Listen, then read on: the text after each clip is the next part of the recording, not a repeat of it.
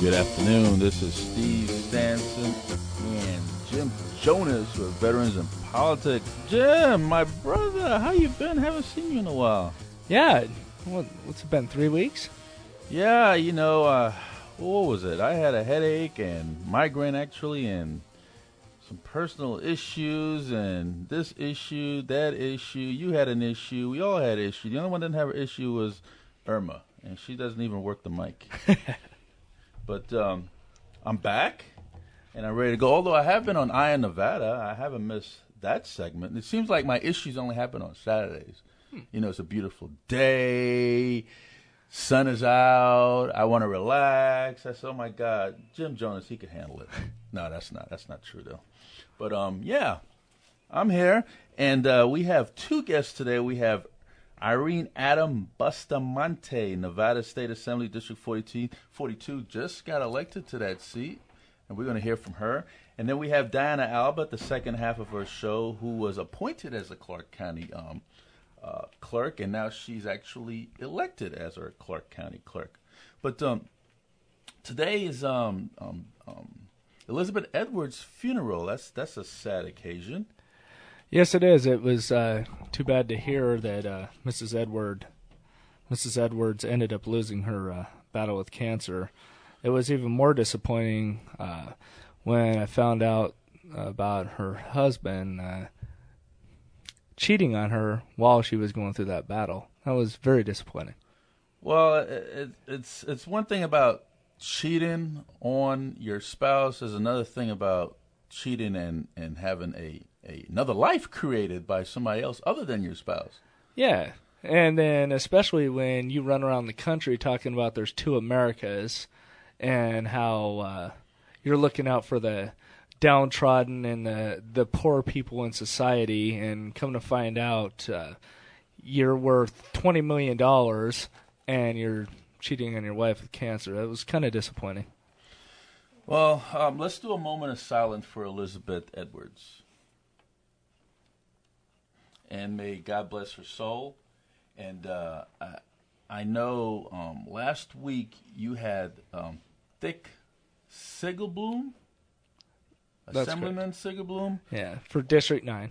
On the radio, and I almost fell off my seat. When he said that illegals were a part of getting him elected? No. That wasn't that wasn't a part. That wasn't part of it? When he said illegal immigration is the backbone to this nation's economy, I almost lost it. I fell off my seat. I was at home listening to the show, and I was dumbfounded by that. I even made a remark on I Am Nevada about that. You know, I think we need to bring him back on. And I like to ask him a few questions myself. That's like the sheriff saying, you know what, we need more crime to hire more cops. I just lost it. Yeah, then he tried to backpedal on that and saying, oh, he was just being facetious. No, he wasn't being facetious. I did my research on Mr. Assemblyman, and he was being very truthful. He just caught himself and decided that maybe he needs to lie now. But he was telling the truth all along, though. Yeah. I thought it was pretty interesting. We had a caller, Rhonda called in, and she asked him some pretty tough questions, and he didn't seem to have any answers for him. Oh, that was my old co-host. She's very, very feisty. She's like a pit bull. I like her. Yeah, that's pretty much how I would take it. Sometimes, you just got to ask these questions that people think about asking but really don't want to ask because they don't have the backbone to do it. But we ask those questions, don't we? Yep. That's right. You got any rants today? Yeah, actually, my biggest rant that I have this week is about unemployment. They came out now, President Obama and the Republicans came up with this compromise. They're going to extend the Bush tax cuts. And I noticed you said President Obama and the Republicans came up with this. Yeah. You didn't mention anything about the Democrats coming up with it. No. And actually, the Democrats are very upset with him about it. Except for Bill Clinton. Exactly. The House Democrats are actually going to try to hold this compromise up now because they don't believe that President Obama has been true to his word that he was going to eliminate the Bush tax cuts. So I found that kind of interesting that Clinton is actually fighting with his fellow Democrats now. Well, what does Bill Clinton have to lose? Well, Bill Clinton doesn't have anything to lose. Exactly. So why not? Yeah. But you know his wife is going to run for president in 2012 anyways. You know what? I don't think she will. You don't think so? No. You want to make a wager on that? Yeah. All right. What's your favorite meal, Steve? I know it's chicken wings, right? No, chicken wings. We have a bet. We're gonna go to Root Crisp or something. Sounds good. Anything you want, I'll bet you. A Root Crisp dinner. There you go. I'm betting you that Hillary Clinton will run for president, and you're betting me that she's not. Right. Correct. Okay. And that's a deal. All right, that's a deal. We shake on it. Shake on it. Good. Hey, any more rants? Just still about the unemployment insurance or extended unemployment benefits for another 13 months. I do understand that right now, with the economy being the way it is, it might be humane to extend unemployment benefits another 13 months, but at the same time, where do we draw the line? Where do we get to a point where people have to go out and just find a job? Right. Because the thing is that you're not talking about the taxes per employer, per employees. You're talking about the actually, I'm talking about the whole thing. Because that went up too, right? Yeah, okay. I don't think a lot of people understand that. They say, "Oh, well, times are tough. If the government extends unemployment benefits for another 13 months," people seem to have this general feeling in this country that it's government money. It's not our money. It actually is our money. So if you extend unemployment benefits for another 13 months, my employer gets taxed more through unemployment insurance, and then so that affects me directly because now I can't hire as many people. That's true. And I don't think a lot of people truly understand that. That's true. You know what? Maybe your newly elected assemblywoman could answer that question. Yeah, I mean, that's a question I might want to ask her. Yeah. You think she can handle it? Yeah, I think she can. Oh, okay. You ready to introduce her? Yeah. All right, go ahead. Okay. All right, newly elected assemblywoman for District 42. District 42, Bustamante, is that? That's correct. Well, where's that name originated from? Actually, my parents, my mom was born in Arizona, and my dad actually was born in Chihuahua, Mexico, so of Mexican descent. That has a real like Bustamante. Yeah, you better listen to me type of name. I'm glad. Yeah. To hear you say that. So, Irene, newly elected assemblywoman, could you tell us a little bit about yourself? Well, actually, I've been in the community for almost 20 years. I actually moved out here from California to pursue my master's degree, and ended up working in the gaming industry for a very long time, actually about 18 years. I just left, and have gotten married to an awesome man who's sitting next to you with your two lovely kids. Yes.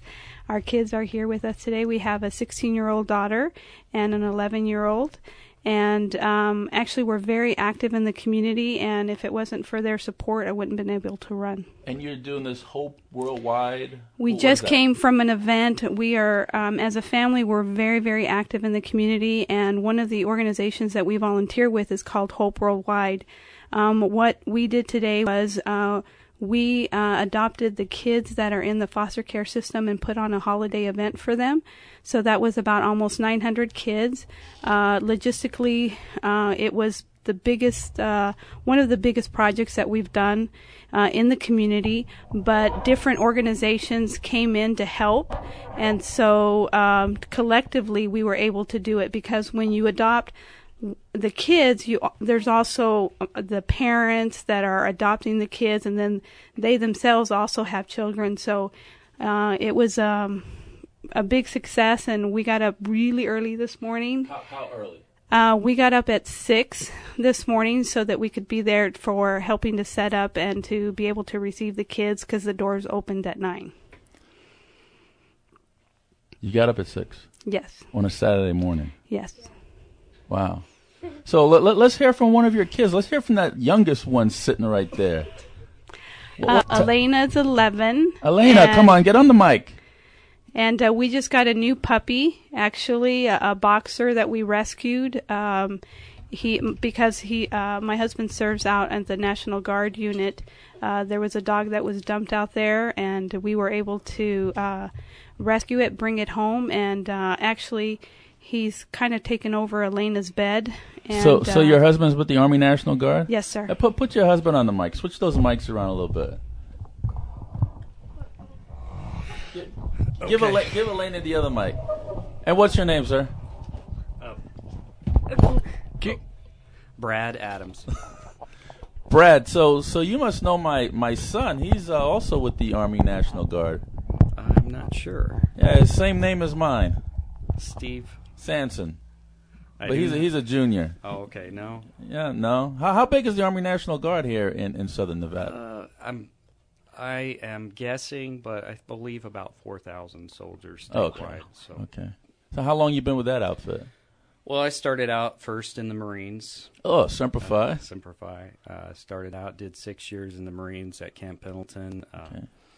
Got out, was out about 10 months and went to college and realized that I missed the military and tried to get back in the Marine Corps. And during that time, we're downsizing, so I made the transition, went into the regular Army for a couple years, and then got out of that and went into the Guard, and here I am. So how do you feel about your wife being elected as a public figure now? You know that all bets are off the table, right? That they could dig up stuff on her and put it in the paper and all that. How do you feel about all that? Well, I agree. I mean, I tell people, she's... and you got to be on your best behavior, too. Oh, you know yeah. that. You know what, I tell people, I'm the most biased person in the world, especially towards her, but the reason why she's the right person for the job is because of the character that she holds. So I got to ask you this question. I know your wife is a Democrat. Right. And you've been in the military. Usually 70% of the military is usually Republican. What are you? Don't be scared now. What is your party affiliation? I'm a registered Republican. I see. I knew that. And there's a lot of those going around nowadays. There's a lot of married folks. One is registered D, and the other one is a registered R. And I had a feeling you're a registered Republican. See, I'm pretty good at this, Jim. Yeah, you're kind of intuitive, there, Steve. So how do you feel about your wife being a registered Democrat and now an elected Democrat supporting the Nevada State Assembly on the Democrat side? How do you feel she's going to vote on key issues that facing her state, like the budget? And I know Republicans are not about taxing and they're about less government and all that. What's your input? Well, first, I don't want to speak on her behalf. Right. Your input. My personal opinion is I believe that she's a person of that actually will analyze each situation, put before her, put her emotions aside, and make the best choice for the state. I believe that that's who she is. That's why I married her, and that's definitely why I voted for her. Right. So, and I went to a John O. Segura's fundraiser at Caesar's Forum 2 weeks ago, and he's a speaker of the assembly. Right. And he's a big Democrat, and I like to know if she's going to go vote. Maybe I should ask her. Yeah, if she's gonna vote along party lines, or if she's gonna say, you know what, I looked at this issue, and this is the best way I should vote for it. I think if one of the things that I mentioned earlier is I'm very active in the community, and so I've held several leadership positions. And For example, I'm the immediate past chair of the Latin Chamber of Commerce. I had been the executive director for Hope Worldwide. So you know Otto.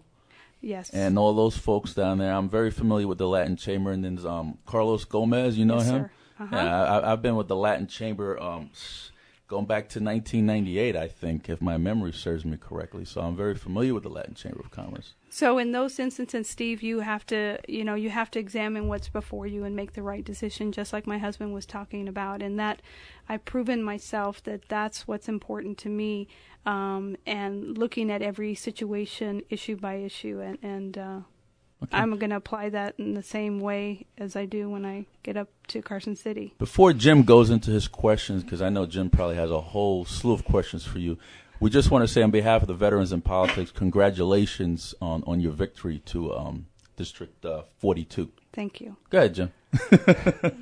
Okay, Assemblywoman-elect, what do you think about, I was watching John Ralston the other day, and Peggy Pierce was on there, and she was talking about how the state of Nevada needs a corporate income tax. Are you in agreement with that? Well, this is my first time serving. I've never held a public office. I've been on the in the business sector for the last 18 years, like I said. So I am on a very steep learning curve, understanding all the issues. But what I do understand is that the tax structure that we have, obviously, is not working anymore. It was set up, during the inception of our state. And I just think that we need to go back and look at our tax structure and make sure that it can, supply the needs that we have for the state that we are now. So, Irene, the next question I have for you, I do, that's one of the things that I find interesting, that when people interview newly elected assemblymen and women, that they tend to ask them these like really in-depth questions, like they've been up there for 12 years, and which is unfair in my opinion, because you haven't been. I mean, you didn't wreck the system. You're there to try to help fix what's going on. But what I'm trying to get at is your just general ideology. A lot of people, you said you've worked in the business sector for many years, correct? Correct. Now, Peggy Pierce, I just keep going back to her because she's the last interview that I've seen.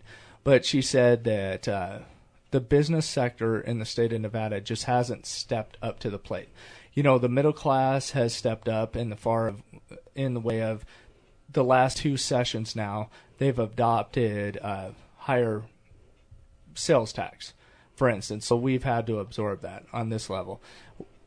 It just ideologically speaking, do you think that business has stepped up enough? Do you think that they're paying their fair share of taxes? I think that some of them have and some of them have not. So, for example, when I ask my kids, can you help us, here's what we need to do for the house.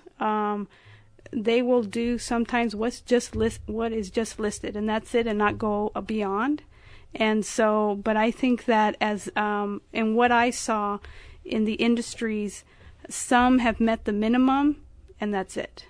And I think that we need to go back as elected officials and as a community, go back and say, okay, we need to look at everybody contributing, their fair share. So, Jim, you do your part, I do my part.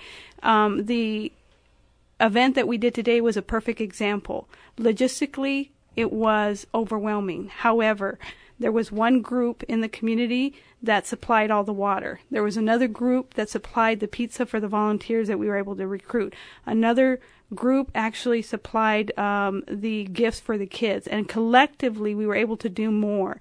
And so I think as a state, we need to go back and say, okay, if you want to do business in the state, then you need to be a corporate community giver. And this is what we expect, that A, B, and C, I'm not sure what that would be. This is what we expect as a community, and we want your business, but we need you to step up and be a community partner. So, Assemblywoman, if you were to sit down with a business and say, this is exactly what we need you to do to be a good corporate partner, to be a member of the state of Nevada, do you think that would place too much regulation on a business where they would just not want to come to Nevada? Is there, what I'm trying to get at is I think that, honestly, I'm a registered Republican. And I think Republicans have beaten the drum too long in the state about, as long as we keep taxes low, companies are going to come here, they're going to pour in. Well, the state of Nevada, quite honestly, has the lowest. We have no corporate income tax. We have one of the lowest tax structures in the nation.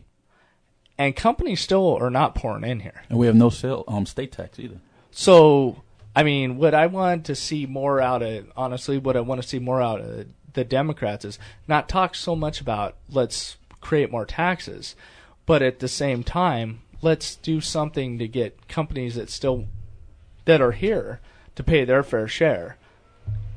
Well, I think that you're saying it the right way, in the sense that we have to remember what is going to keep us competitive. Right. Okay, so obviously we do have a business-friendly tax environment. How do we strategically align ourselves to stay competitive, not just statewide, but globally? And then number two, okay, Jim, we want you to bring your industry here, but we also have corporate philanthropy needs. Tell us which one you want to participate in, and that's your choice to say, you know what, my industry, we're going to be your community supporter for veterans, and so that you still have a choice, but know that you will have to contribute to the success of our state. So one last question. This is the last question, Steve. Steve always teases me. I always say one last question, and then I ask like four more. But Sounds like my husband. But this is actually one last question. So what do we do to get companies to invest more? Personally, I think a lot of the problem with the state of Nevada is that we just do not have a solid education base, a pool of intellectual individuals that people can draw from. Like, for instance, if you look at the state of California, you have Stanford, you have USC, you have UCLA, you have, University of San Diego, you have all these major colleges that you can draw from. In the state of Nevada, and I'm not trying to dig on UNLV here, but in Las Vegas, you have UNLV, you have the community college, and then you have UNR, and you got some trade schools out there. But there's not really that solid source of intellect that you can draw from. What would you do as an assemblywoman to actually improve that? Well, I think one of the things, Jim, that I have seen in my, like I said, steep learning curve in the last 2 months is what I've seen is the disconnect of what we want to be as a state. So if your industry saying, if you were the employer and you said, you know what, I'm going to need engineers and I'm going to need, I don't know, what other people in finance. So then that's when we need to go to the university and say, okay, look, for the engineers, this is the type of curriculum that I'm going to need. And so how are we together going to produce that workforce for me? And I think that it is happening at some level. I think that we need to increase that level of communication because right now, if we look at the two industries that we have mining and gaming. Well, that's not going to get us anywhere moving forward. I think that we still need to make sure that they're thriving. However, as a state, we need to go and find those new industries and figure out what we want to become in the future. What do you have in mind? Well, actually, I'm going to be going next week to the new Nevada task force that the Lieutenant Governor has formed, and they have identified 8 industries that we, as a state, can possibly be the leaders. The things that I saw, obviously, was renewable energy, so that's on the list. One of the other ones that I saw was a medical tourism. The third one... we have no blind center here in the state of Nevada. Right. Doesn't mean that we can't. And I think that's what we need to say is, okay, Jim, Steve, what is it with the resources that we have in the state that are our natural resources? Where do we tap in? Because we need to go and strategize to what we can do well and focus our energy in doing that so that we can become the best in the state. And we can also look at, competing globally as well. So I think that pulling our resources together, honing in on what we can do well, and focusing our concentration on that. There was one industry, they were talking about bringing NASA here as well because they got it at Cape Cod in Florida. And we have all this land out there that a rocket ship could just leave without interrupting anybody. Well, I think that's what the geothermal industry has done. Obviously, we do have that capability here and wind as an and industry, sun right? As well. But obviously, you know that the federal government owns most of the 90%. land. So then, what they have done is collectively, obviously, they've brought the stakeholders to the table so that they're having the conversations. Because in order to get a permit, could be an extremely lengthy period of time. But because everybody's at the table, that length of time is shortened, and now they're not only running 4 successful plants, but they're ramping up to run an additional 4. It's that kind of collaboration. You and I may not agree on everything, Steve, but let's come to the table at least and have a discussion, so that I don't assume that... I probably agree with your husband a lot more. I'm sure you do. That's why our conversations are so intense in our house. But you know what? At the end of the day, Steve, we, as a family... make great decisions because we have a difference of opinion. Even our daughters, we've brought up our daughters to be able to give their opinion. We don't always side in their, in the what they want, but because they're able to voice their opinion, collectively we make a better decision as a family. What is your first piece of legislation you like to sponsor or co-sponsor? Actually, it has to do with military families. One of the issues that is a problem in our state is the child custody for members that are deployed. How could I word this? Aren't the military protected under the Sailor Soldiers Act when they're deployed anyways? I'm not sure about the act, but I know that in 36 states they have protection of the custodial parent, the one that is deployed. We're not one of them. I know I had to ream a family court judge for going against the Sailor Soldiers Act, and she said that she was unaware of it, but after a discussion with me, she was very, very versed on that particular Sailor Soldiers Act, and I don't think that will ever happen again in her courtroom. Well, it was a piece that was brought to me by USA Military Families and brought to my attention that this state does not protect the custodial parent's right for the deployment. And so I am researching it to actually bring that forth. Also, the constituents in my community obviously have been hit with foreclosures, so I am looking at what we can do to help and assist in that. So I'm trying to concentrate on the issues that are important to the community where we live. All right, thank you so much. Anything else, Jim? No, that's it. I just want to thank you very much for coming in. Thank you. Good conversation. All right, thank you, Irene. That's and her husband and 2 kids that are sitting here, and the 2 kids didn't talk. Yeah, they're a little shy. Yeah. You want to say your name, guys? Come on. Say Olivia. Come on. Olivia. Olivia.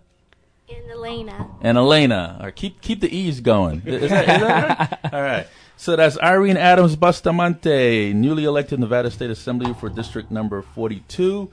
And we'll be back momentarily with Diana Alba, Clark County Clerk. This is Steve Sanson, Jim Jones with Veterans in Politics. We'll be back in a minute.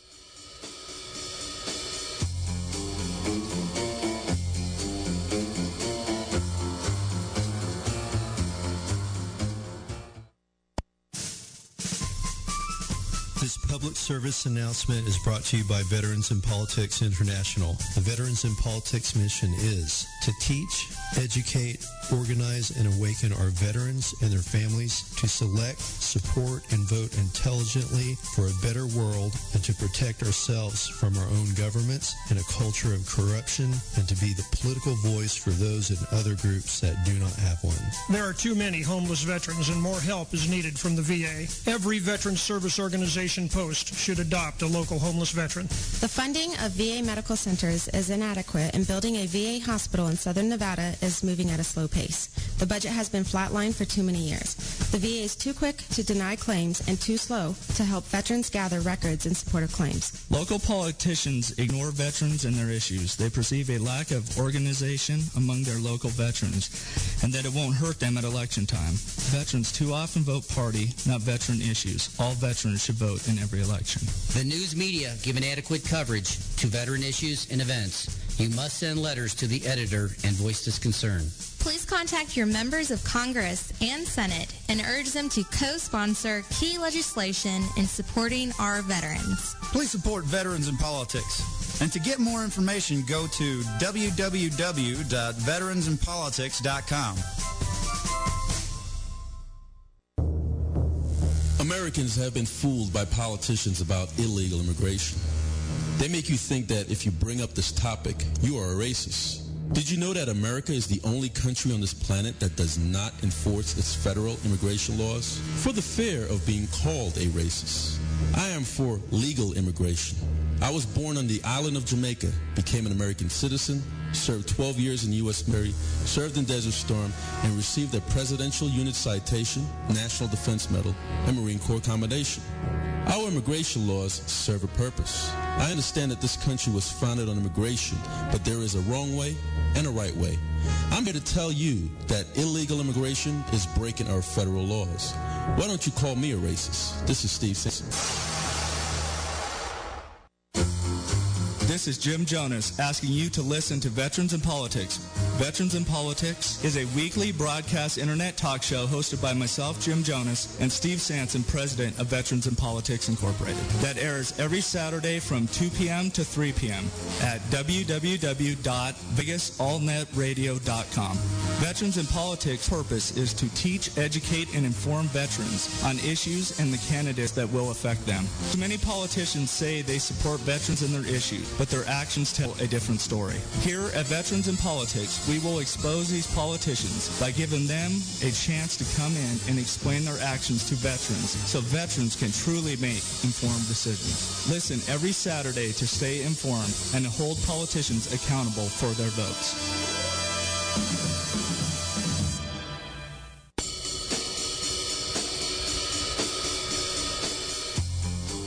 Well, we're back. This is Steve Sanson, Jim Jonas. I was moving my mic, Steve. Jim Jonas with Veterans in Politics.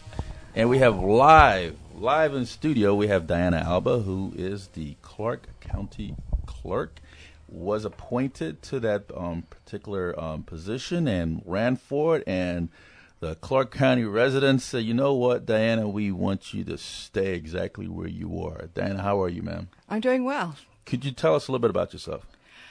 Well, as you said, I was fortunate enough to win the election in November, and prior to that, I had worked for the clerk's office for 25 years. I just had my 25th anniversary. And you didn't invite us to your party? I'm not planning one, actually, but I'm a longtime Las Vegas resident, raised my family here. I have 4 children, and my husband and I have been married, 36 years. So we feel like we're very vested in the community, and we're glad to be here, and I'm grateful for this opportunity I have to serve in the community. So, Diana, could you explain to the listeners, a lot of listeners don't know what a county clerk is, and I know you ran for the seat and they voted for you, but there's a lot of people that don't know what you do. That's true. The county clerk has a couple of functions. One, we are a record-keeping entity. We keep all the county official records. Sometimes we're confused with the recorder because people record their personal records, such as land titles and deeds, judgments, other documents at the county recorder. But at the county clerk, we keep the county records. We have all the official county contracts. We keep all the county commission records. If the county is ever sued, or then the records are subpoenaed from my office. The idea is to promote transparency in government by having a separate independent record keeper. And then one of the fun things we do is actually we issue all marriage licenses in the county. Why you say that's fun? Well, because some people are forced into marriage, Diana. That's, I suppose. But one thing that is fun about it is we are in Las Vegas. It's the marriage capital of the world. We literally see people from all over the world come through our office every day. And it's usually a very happy time for them. Years ago, I worked at divorce court, and that was not a happy place. But the marriage license office is generally a place where people are excited to be.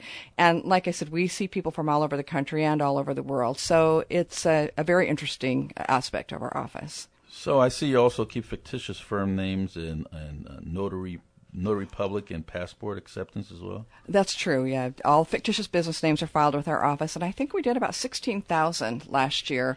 And then notary bonds are filed with our office as well. And we are a passport acceptance agency where we process the passport similar to what the post office does, but we process all the paperwork, then we send it to Los Angeles where the passports are actually issued. And you also sit on the Board of County Commissioners as well. That's true. I'm the clerk. I'm to the Board of Commissioners. So I sit in the commission meetings, and I have staff who take the minutes and record all the votes. Oh, so what's your capacity sitting on that? I mean, you don't have a boss. They're not your boss, right? No, they're not. Like any elected official, I actually just report to the voters. But because I am the clerk to the Board of County Commissioners, which means that I am their record keeper. I'm an ex officio member of the board. I'm not a voting member of the board, but I do attend all their meetings. And My office is involved in, like I said, preparing the minutes from the meetings, processing the paperwork from the meetings, and we record. One of the important things we do is we record, of course, the vote record. So if somebody wants to look up how particular commissioners voted on an issue, they get that information from my office. So since Virginia Valentine, who's the county manager, stepped down, is resigning, I think, the beginning of next year. So are you going to look for an appointment for that position? No, I don't think so. That is a really tough job, and I think Virginia's done an admirable job in a difficult position. And I don't know who the county has in mind. I think, in the past, Virginia, by education, is an engineer. We've had accountants in that position. We've had social workers in that position. There's a lot of speculation. You about think who Jim Jonas could fill that position? I'm not sure. It actually takes a very unique skill set. I think you need to know about operating a large operation. You have to understand staffing issues and union contracts, which we have. And you also need to be able to deal with 7 elected officials, the county commissioners, who really are the boss of the county manager. So it takes a unique personality and a unique skill set. So, Diana, now that you brought up unions, you walked into it, Diana. Sorry. Steve knows how I'm such a fan of unions. What's your general take on unions as how they affect government in general? Well, I think unions need to be a partner with county management and working through things. And I think the county actually, probably the largest union is Service Employees International, but there are a number of other unions. The firefighters have a union. I think the DA investigators do. There's several, more than I know, and I'm certainly not an expert on this. But I think the unions have done some very good things. I come from a union background. My father was in United Steelworkers. My grandfathers were in United Mine Workers. And, so I grew up knowing good things that happen as far as safety regulations and things that happened through collective bargaining. But I also know that the unions need to come to the table and need to be able to work with the county, particularly in a time like we have now, where finances are so tight and budgets are so tight. There's a lot of talk about shared sacrifice these days, and I think that has to be a philosophy of both management and the unions. And I think for the most part, and I'm not involved in the negotiations, I think SEIU in particular understands that and has come forward and has been doing what they can to work with the county. How much revenue does your office bring in annually, gross? With all that you guys do there, I would say close to about $6 million. If you include everything: marriage licenses, ceremonies, fictitious business names. Now, all of that money doesn't stay in the county. It certainly doesn't stay in the clerk's office. One thing that a lot of people don't know is that $25, this is just a good example, $25 of every marriage license goes to state domestic violence programs. So last year, our office generated about a little over $2.3 million. Isn't the county setting themselves up? $25 for every marriage license goes to domestic violence. So they're saying, hey, you get married, more likely you're going to have some kind of violence going on in your household. Isn't that what they're saying? The county actually didn't have anything to do with that. That is a law passed by the state legislature, and I completely agree with you. I don't understand the connection between a marriage license fee and a domestic violence. You should go down there and ask them to explain that to you. Well, about 2 years ago, actually 4 years ago in the legislature, there was quite a discussion in the Judiciary Committee about that, because one of the legislators felt like that fee should probably come out of maybe a court fee that's related more to domestic violence. But somebody way before my time, probably before your time, decided that was a painless way to raise money for domestic violence programs, because about 85% of the licenses are issued to people from out of state. So I think the legislators felt like they weren't taxing their constituents. They were getting a fee from people coming from out of town. And it is somewhat painless. A marriage license costs $60. $25 of that goes to these programs, and the rest of it, most of the rest of it goes to the county general fund. Why is your office housed at the Regional Justice Center? What's the purpose of that? Well, shouldn't you be at the government building?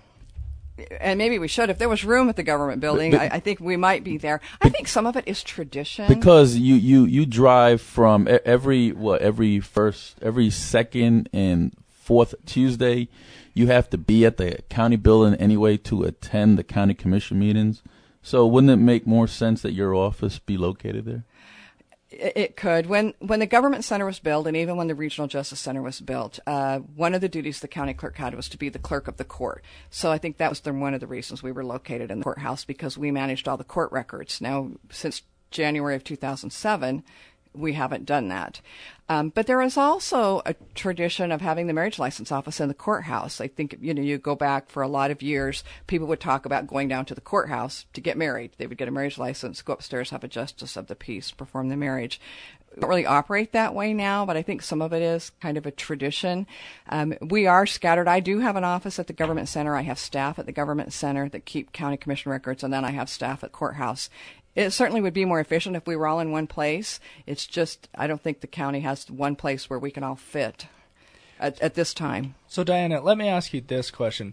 As far as the state budget is concerned, how does that affect you in your position as county clerk as far as the decisions that the state legislature is going to have to make this session?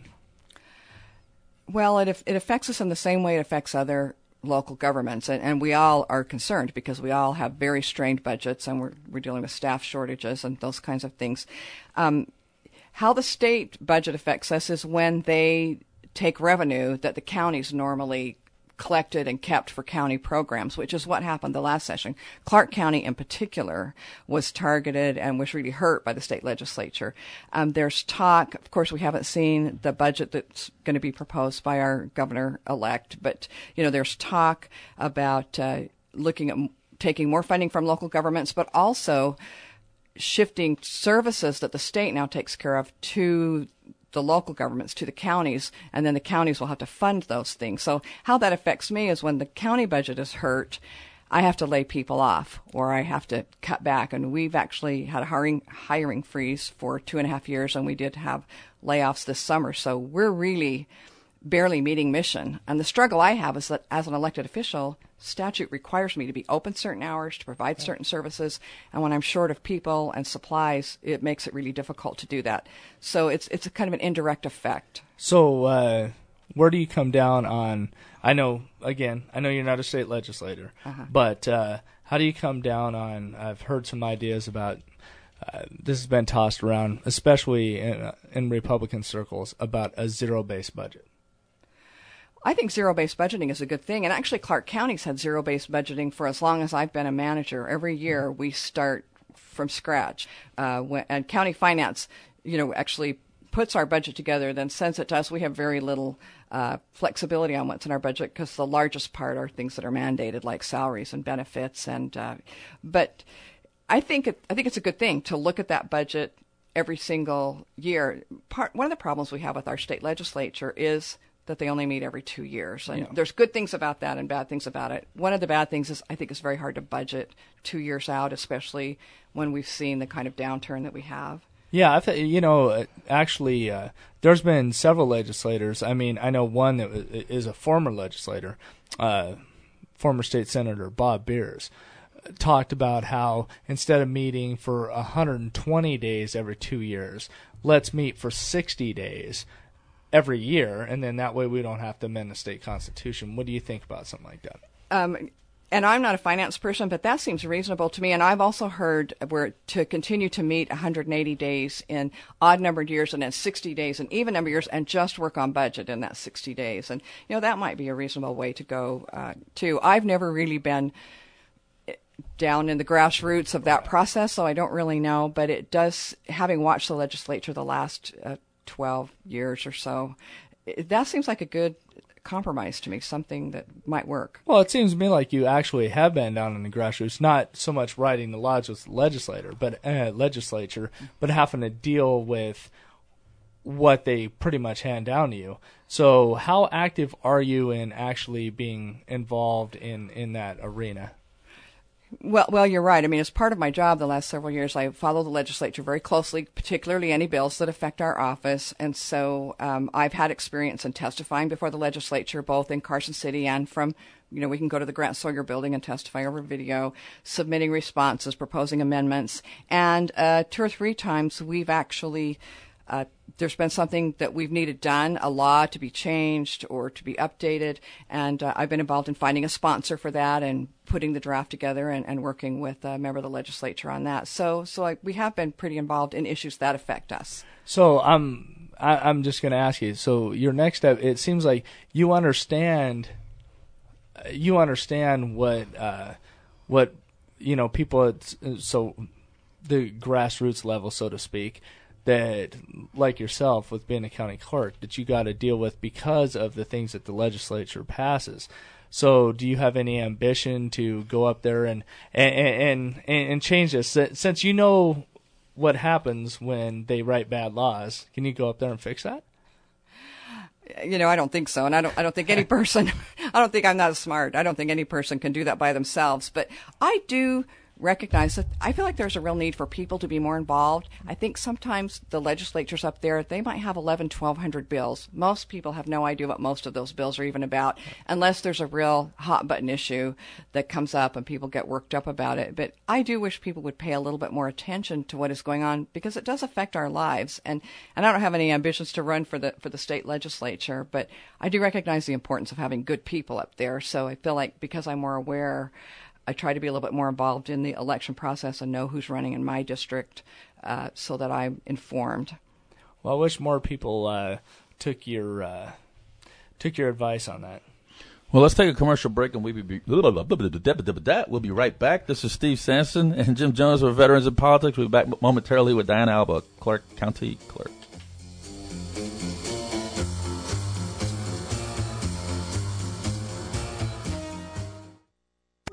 Veterans in Politics takes a proactive approach to provide you, the veteran, with the political voice for which you fought and served. Veterans in Politics is becoming the premier veteran organization of the 21st century, with political candidate interviews, insight, and endorsements. Public speaking engagements in support of American values. Radio shows to keep you updated on the latest in veteran and military support operations. Providing job placement and business support. Go to veteransinpolitics.com today and do your part in defending liberty.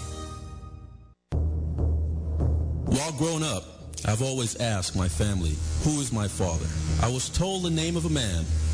When I became older, I looked for this man and found him. He thought that I was his son as well, but after a DNA test, it was discovered that my family was lying to me all my life. I pressured my family to give me the real identity of my father. I then became suspicious and took my grandfather's DNA. After I buried my grandfather, 2 days later I discovered that my grandfather was in fact my biological father. I questioned myself and asked, what is my purpose on this earth? I should have never been conceived. But when I look at my 4 children, I knew that everything happens for a reason. This is Steve Sampson. Find your identity. This is Jim Jonas asking you to listen to Veterans in Politics.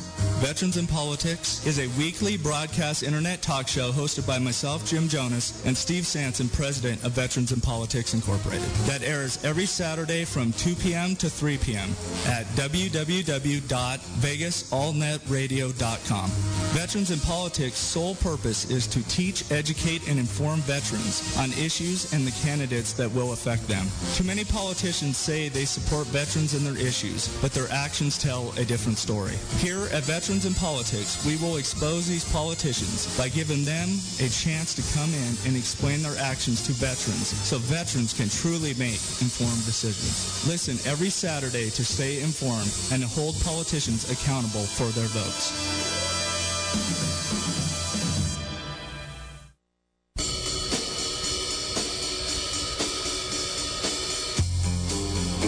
Well, we're back. Steve Sampson, Jim Jones of Veterans in Politics, and we're talking with Diana Alba, who's a newly elected county clerk. And Diana, how many people work for you? I have 45 employees right now. I actually have 55 positions, but because of the hiring freeze and the workforce reduction, we're short 10. And now some of those are part-time. 4 of those are part-time. So what's the pay in your office as far not your pay, but the pay for your staff? What are the ranges? Most of my staff are actually general clerical people who issue marriage licenses and file records, and their pay range probably starts at about 25 or 26 and tops out at about 34, 35. That's about as much as a first-year school teacher makes. That's probably true, and it's a good job, and they have good benefits. Then I have a couple of IT guys who who make more than that probably top out in the mid 40s, maybe high 40s for one of them. And actually, before the downturn, they could have probably found a job in the private sector that made more, you know, a good IT person. But so, and then a couple of managers. But I'd say, yeah, most people are general clerical. And it is, I think it probably is more than they could make a lot of other places. But they also work evenings and weekends and, you know, deal with a lot of difficulties. Why did you stay with the county as long as you did?